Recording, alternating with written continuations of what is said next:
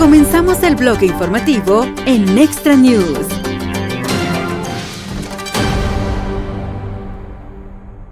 El primer ministro israelí, Benjamín Netanyahu, en la cumbre con el presidente Trump, dice: la mejor reunión de la historia entre líderes israelíes y estadounidenses. El primer ministro israelí, Benjamín Netanyahu, dijo a un medio que su reunión con el presidente Trump en la Casa Blanca a principios de esta semana fue la mejor reunión jamás celebrada entre líderes de las dos naciones. Netanyahu, el primer ministro israelí que lleva más tiempo en el cargo, ha visitado Washington, D.C. muchas veces y se ha reunido con muchos presidentes estadounidenses diferentes. Se ha reunido con líderes del Congreso de ambos partidos a lo largo de años. Pero esta reunión en particular con Trump, de quien Netanyahu dijo que es el mayor amigo de Israel, que haya servido como presidente de Estados Unidos, fue especial por varias razones. En primer lugar, se produce después de que Trump luchara para volver a la Casa Blanca y después de que Netanyahu ya hubiera luchado para volver a liderar el país de Israel. También se produce después de los eventos negativos de Ham el 7 de octubre del 2023 y dada la decisión de Trump de recibir a Netanyahu como su primera visita de un líder extranjero de su segundo mandato, pone un énfasis adicional en el apoyo de Estados Unidos a Israel. En una entrevista ayer por la noche aquí en la capital de la nación, Netanyahu dijo que en todos sus viajes a Washington nunca había recibido una bienvenida tan cálida para Israel en el gobierno estadounidense. He estado aquí muchas veces. El director de la casa Blair me dijo que he estado allí más que cualquier otro líder, así que tengo cierta perspectiva, dijo Netanyahu. Me he reunido con presidentes estadounidenses muchas veces. He estado en Washington muchas veces. He estado en el Capitolio muchas veces. Pero puedo decirles que esta es la mejor reunión que un primer ministro israelí ha tenido con un presidente estadounidense. Y la sencilla razón es que nunca hemos tenido un mejor amigo en la Casa Blanca. De hecho, el presidente Trump es el mejor amigo de Israel que hemos tenido nunca. Eso se refleja también en lo que viene el Capitolio, no solo de los líderes del Senado, sino también de los líderes de la Cámara de Representantes. Ellos sienten que algo diferente está pasando. Así que obviamente estoy muy satisfecho y muy agradecido con el presidente Trump. Tras reunirse con Trump el día martes por la noche en la Casa Blanca, Netanyahu se reunió el jueves con líderes en el Capitolio, incluido el líder de la mayoría del Senado, John Thune. El equipo ganador que nos trajo los acuerdos de Abraham nos traerá la expansión de los acuerdos de Abraham, dijo Netanyahu a un medio. Ese equipo ganador está ahora mismo en la Casa Blanca en Washington, D.C. El presidente y el equipo que reunió trabajando en estrecha colaboración con nosotros, creo que podemos lograr cosas que hoy se consideran milagrosas.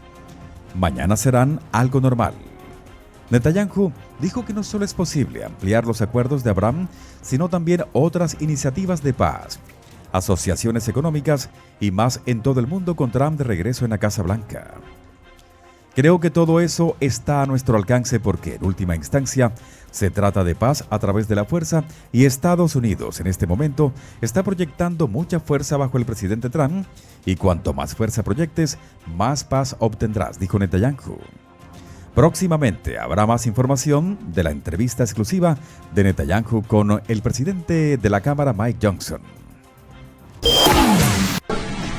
Talk to you later. Mr. President, you managed to get this deal done. Some say, a lot of people say that the men who managed to do that should get a Nobel Peace Prize. Do you think that you'll be able to get all the hostages back home? And what would happen if you hear from the Israelis that... They will never give me a Nobel Peace Prize. What would happen if the Israelis... I deserve it, but they will never give it to me. What would happen, sir? What would happen To go forward, what needs to happen for normalization in Saudi Arabia? Well, we're going to see, and we're dealing with a lot of people. And we have steps to go yet, as you know, and maybe those steps go forward and maybe they don't. We're dealing with a very complex group of people, situation and people, but we have the right man, we have the right leader of Israel. He's done a great job, and we've been friends for a long time. we do a great job also. And I think we have a combination that's very unbeatable, actually. Can I ask, what would happen, Mr. President? What would happen, Mr. President? What would happen if you hear? Wait a minute. Wait. Where is that person? Where's that person coming from? Come on, go. Mr. You President, go. what would happen if you'll hear from the Israeli side today that they're not willing to go through with the deal to get all the hostages back home and finish the war? We'll see what happens. Whatever happens, we'll be prepared to handle the situation. Are the Saudis demanding a Palestinian state? Mr. President. No. Are the Saudis demanding a Palestinian state? No, they're not. No. Are they demanding a path towards a Palestinian state or any other recognition Everybody's of that demanding one thing. You know what it is? Peace. We want peace. We want people to stop being killed. But everybody's demanding one thing. Very simple, peace. And he wants peace also. Mr. President, do you think it's politically possible in Israel to get this deal done until the end? To get the deal done? Yeah. Sure. I mean, is it politically Why wouldn't a deal get possible? done? A deal can get done. We'll see what happens. We're dealing with very complicated people. But a deal can absolutely get done. President An Israeli strike on Iran. We'll see what happens. President Trump, I work for Prime Minister Netanyahu. We've heard Joe Biden and Donald Trump take credit for the hostage and ceasefire deal. Who do you think deserves more credit? I think President Trump added great force and powerful leadership to this effort. I appreciate it. He sent a very good emissary. He's helped it along. And, I'll just tell you, I'm happy that they're here. And I'm sure the President is happy that they're here.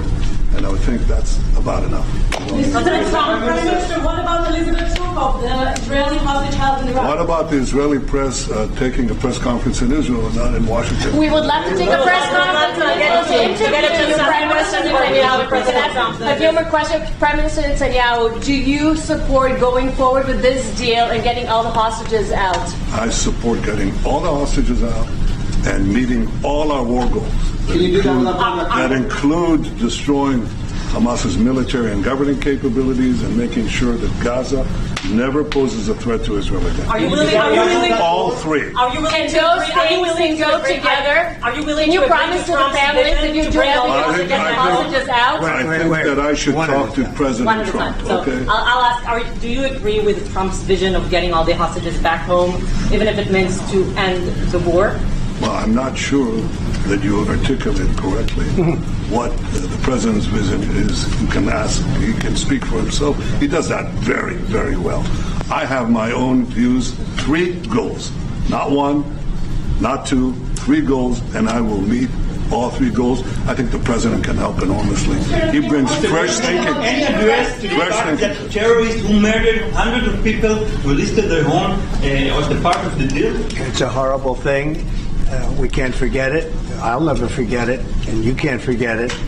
And some people want to put it out of their memory, but we're not going to ever let that happen. It was a horrible day, October 7th. That was a horrible period of time. And a lot of people like to pretend it didn't happen. It happened. There's a big group of people that like to pretend it didn't happen, like the Holocaust didn't happen. Same mindset. And now we're going to get this thing wrapped up, and we're going to get it done. We're also dealing, I think, very successfully with Russia, Ukraine. We're going to hopefully get that one done at some point in the not too distant future. That's a complex problem also. But we solve problems. When I left, we had no problem. There was no Ukraine and Russia fighting. There was no October 7th. There was nothing. And some very poor leadership led to a lot of problems and a lot of death. And it's a shame, but we'll put it out. We'll put out the fires. We have a lot of fires, but we'll put them out. Mr. President, why do you still support a Palestinian state like the peace plan you presented in January 2020? Is this plan still on the table? Well, a lot of plans change with time, and a lot of death has occurred since I left and now came back. This death occurred not while I was here, but while somebody else was here. It shouldn't have happened. They shouldn't have allowed it to happen. It would have never happened, and that includes Russia, Ukraine would have never happened. Not even a little bit, not even a chance. But now we are faced with a situation that's different, in some ways better and in some ways worse. But we're faced with a very complex and difficult situation, but we'll solve the problem.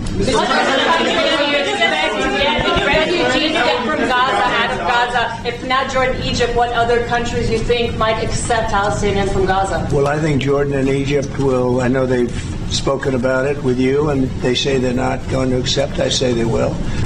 But I think other countries will accept also. I think that Gaza maybe is a demolition site right now. If you look at Gaza, it's all, I mean, there's hardly a building standing, and the ones that are going to collapse. You can't live in Gaza right now, and I think we need another location. I think it should be a location that's going to make people happy. You look over the decades, it's all death in Gaza. This has been happening for years. It's all death. If we can get a beautiful area to resettle people permanently in nice homes and where they can be happy and not be shot, not be killed, not be knifed to death like what's happening in Gaza. And right now you have in Gaza a very dangerous situation in terms of explosives all over the place, in terms of tunnels that nobody knows who's in the tunnel. The whole thing is a mess. And I think that if we can resettle, and I believe we can do it in areas where the leaders currently say no. I mean, I've been saying that with Mexico, having to do with the border and all of the things, and you saw what happened, 10,000 soldiers, and they're going to do a good job. I really believe that, and I believe Canada is going to do a good job also. They said the same thing, and then they did something much different than what you were hearing. This is a very, very difficult situation, but we're going to get it solved. I don't think people should be going back to Gaza. I think that Gaza has been very unlucky for them. They've lived like hell. They lived like you're living in hell. Gaza is not a place for people to be living. And the only reason they want to go back, and I believe this strongly, is because they have no alternative. What's the alternative? Go where? There's no other alternative. If they had an alternative, they'd much rather not go back to Gaza and live in a beautiful alternative that's safe. Mr. President,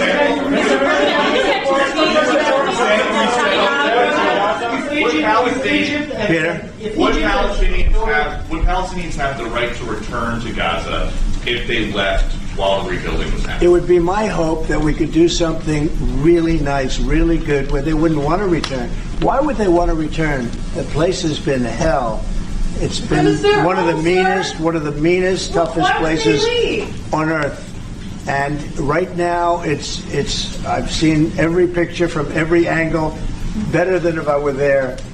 And nobody can live there. You can't live there. So if we can build them through massive amounts of money supplied by other people, very rich nations, and they're willing to supply it.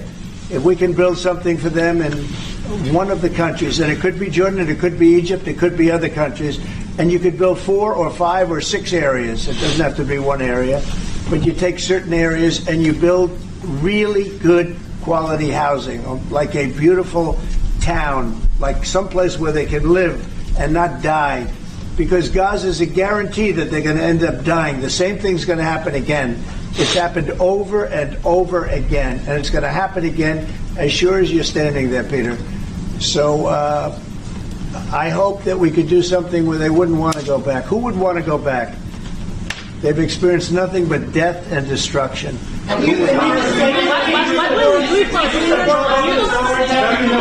Egypt and Jordan tell you no. What will you do then? Well, I don't think they're going to tell me no. I don't think they're going to. I think they're going to tell Biden no, and I think they're going to tell other people no. So you think it will happen at the end? I think there's a good chance. Yeah. How many people are you thinking about? All of them. I mean, we're talking about probably 1,000,007 people, 1,000,007, maybe 1,000,008. But I think all of them. I think they'll be resettled in areas where they can live a beautiful life and not be worried about dying every day.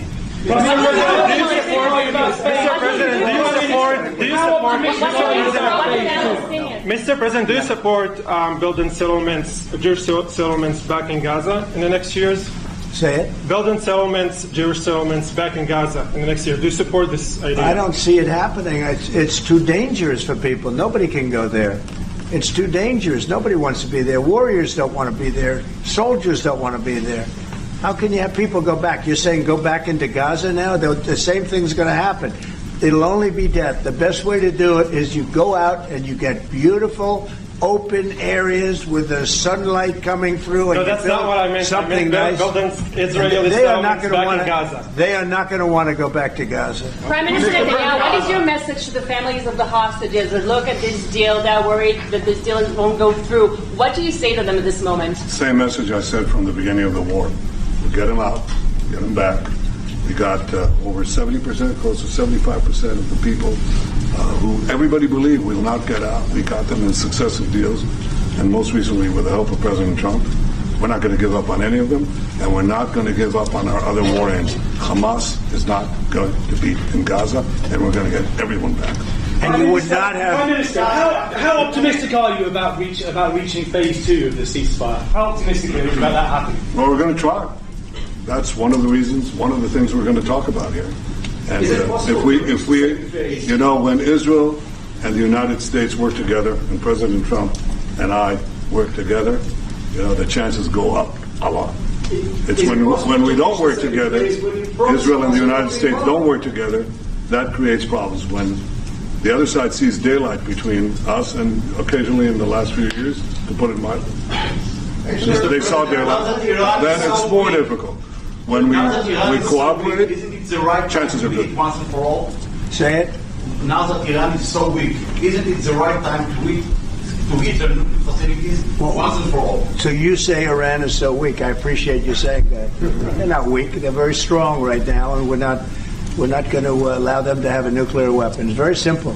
You know, I signed a very strong proclamation. Iran was in big trouble when I left. They were broke. They didn't have money for Hamas.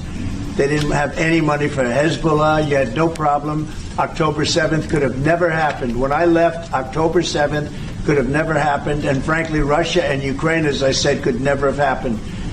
They became very strong very fast. They sold massive amounts of oil to China and everybody else who would not buy the oil when I was president, because we said, don't buy the oil. And they became very rich very quickly. But they're not weak. They're not weak. They're strong. Doesn't mean they won't be weak. But you know what? We just don't want them to have a nuclear weapon. They can't have a nuclear weapon. The Prime Minister, sorry, Mr. President, the Prime Minister wants you to strike Iran. That's what he wants. You don't know what he wants. What do you know about anything? Go ahead. But is that option on the table? Yes, President Trump, is that option on the table? You're not just talking about Jordan. No, it could be other places too. There are many people that have reached out, many countries, many leaders of countries that have reached out that would like to participate in that. Doesn't have to be Jordan and Egypt, but I think it would be also them. Mr. President, your relationship with Mr. Netanyahu knew ups and downs. How do you describe it right No, now? I think it's mostly ups. Mr. President, the Palestinian Authority should rule Gaza because Gaza will be empty. What? The Palestinian Authority, can it rule Gaza? What do you think? Well, it's had a pretty hard time, wouldn't you say? I'd say it's had a pretty bad time of it.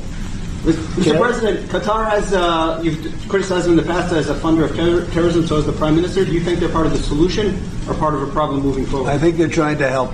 Qatar is absolutely trying to help. I know them very well, and they're doing everything they can. Very tough situation, but they're absolutely trying to help. Okay, thank you very much, everybody.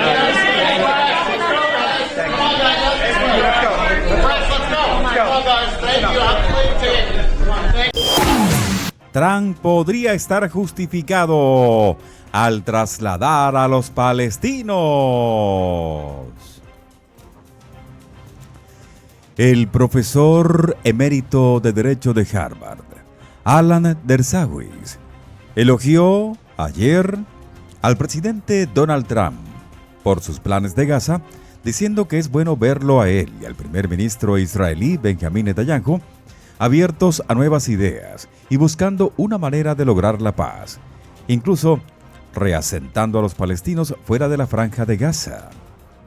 Es complejo, pero al menos agradezcamos a Donald Trump por presentar la primera idea nueva en muchos años sobre cómo resolver este problema, dijo Dershowitz a un medio. A principios de esta semana, Trump sugirió que los palestinos de Gaza fueran reubicados permanentemente fuera del territorio y que Estados Unidos se apropiara de la reconstrucción de la región devastada por la pugna. Las reubicaciones masivas, dijo Dershowitz a un medio, no son algo sin precedentes.